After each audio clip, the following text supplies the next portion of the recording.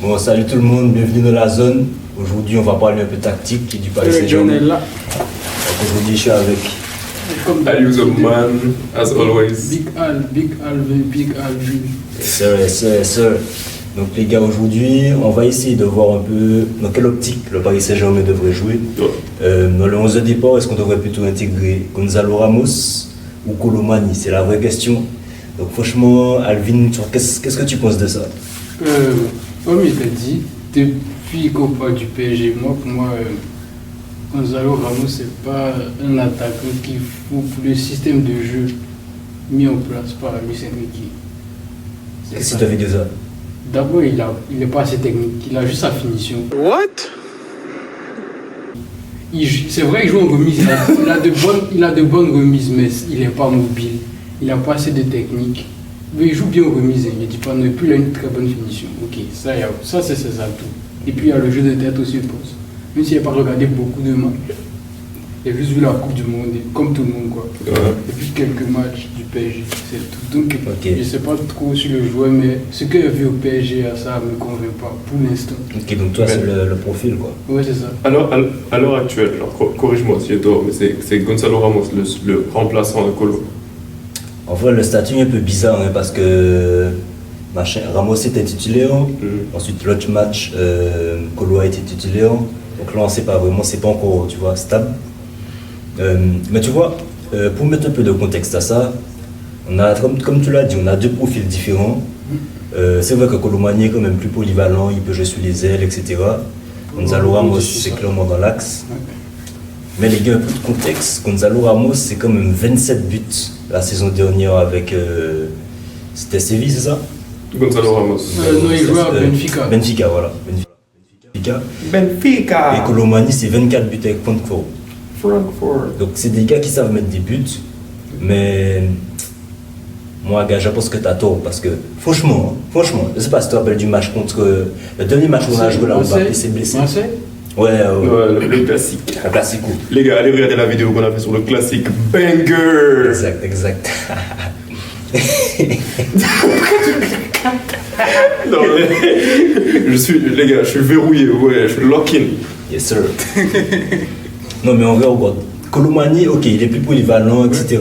Mais moi, Colomani, il est beaucoup plus efficace sous l'aile. Je ne le veux pas dans l'axe. Moi, il libère l'espace pour les autres. Les gars se mordent sur les pieds et tout ça. Il était vraiment chaud sur le ligne. Après, quand Dembélé sortit, mais c'est ça. Ah ouais, il déborde plus. C'est ce que je dis en fait. Si Gonzalo Ramos commence à marquer des buts, tout ça, Dembélé il ne pourra plus se cacher, il va sortir un moment. Si Colomani et puis Ramos continuent comme ça, franchement, Dembélé il ne pourra plus jouer. Exact. Mais du coup, Ayou, je sais que tu as un avis sur ça. Au final, la problématique qu'on rencontre là, au final, le positionnement, ça revient à Dembélé, puisque c'est lui qui bloque. C'est lui qui bloque en fait, au final.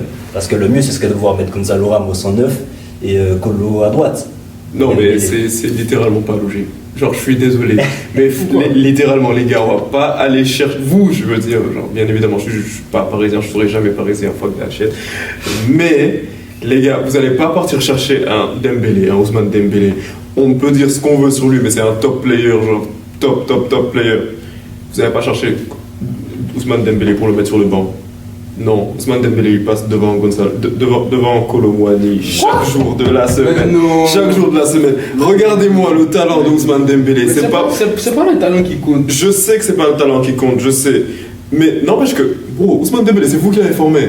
Mais c'est sa faute, il a encore un mauvais choix de carrière. Mais regarde Ousmane Dembélé, comment il jouait l'année dernière au Barça. Tu vois que sous un bon management, tu sais bien que sous un bon management, genre Ousmane Dembélé, c'est un monstre. Littéralement, c'est un monstre, tu ne peux pas le mettre sur le banc. Je suis d'accord. Et Colomani, je le vois plus en 9 en fait. Ah ouais. Je le vois plus dans la pointe. Pour moi, franchement, Dembélé, bon, peut-être que j'ai un peu ce côté hate, parce qu'on l'a nourri, on l'a logé. Tu l'as, peut-être que j'ai ça. Tu l'as. Ok.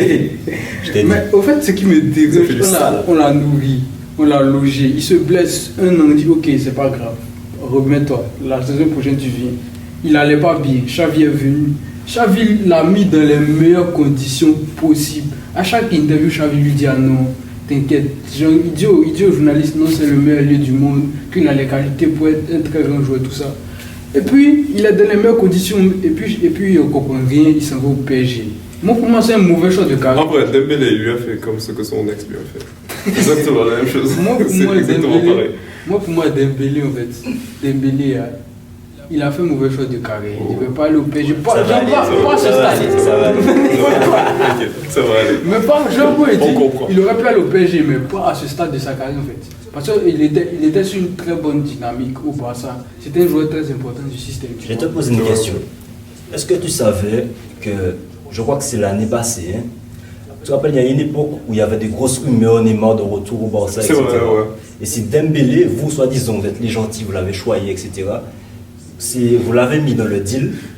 Non, Et c'est lui qui n'était pas d'accord. Ils allaient vendre plein de joueurs. c'était ça. Neymar. Non, Vous vouliez le vendre, du coup il est resté. 2020. Au final, l'ambiance elle est bizarre. Et bien maintenant, il vous l'a mis à l'envers. Non, mais c'est pas ça. 2020-2021, je suis d'accord que si pas au PSG, moi, j'allais m'en foutre, tu vois. Mais Xavi n'était pas là. C'est quand Xavi est arrivé qu'il y a eu une nouvelle version de Dembélé avec son mariage, tout ça. C'est Xavi. Bro, it's just like me. Quand il s'est marié. Ouais, il est devenu chaud. Oh. J'ai pas compris.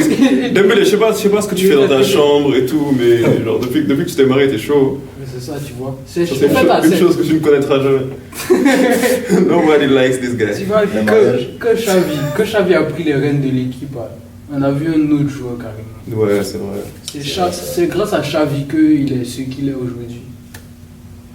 Ok, donc là, il faut faire un choix. Là, c'est finale de Ligue des Champions. Tu as ta composition, tu as Mbappé à gauche, Mais ça, c'est sûr. Non, mais c'est évident. Ça Donc, bouge pas.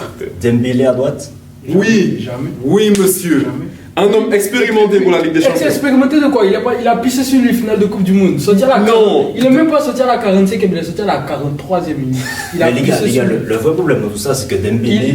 il n'a pas la pression. Les grands moments du Barça, il a jamais été. Non, il a pas tort aussi. C'est Barça. vrai. Alors qu'un Kolo Muani, non mais laisse. Ah, mais Kolo Muani aussi. Non, mais- On n'oubliera jamais. Non, On n'oubliera pas. On n'oubliera non, pas non, Emi non, Martinez. non. Dernière Ça, c'est minute. pas- Leave me alone!